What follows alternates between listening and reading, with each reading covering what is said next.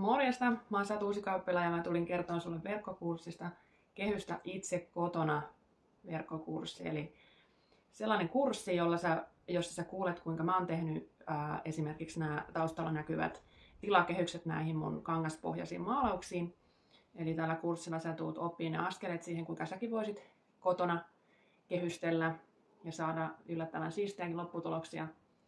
Ja tällä kurssilla sä kuulet, mitä välineitä mä oon käyttänyt, missä järjestyksessä mä oon edennyt, kuinka mä oon nämä kehystykset tehnyt ja myöskin ne mokat osiot, eli mitä mokia sun kannattaa välttää.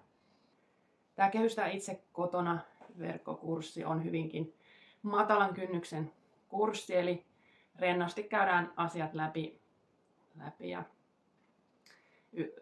tavoite on se, että mahdollisimman helposti säkin pääsisit alkuun siinä sun ensimmäisessä kehystyskokeilussa. Eli jos suakin kiinnostaisi kokeilla kehystämistä, niin laitapa mulle viestiä.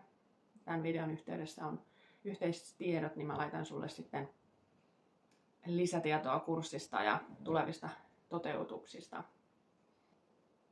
Nähdään kurssilla. Moi moi!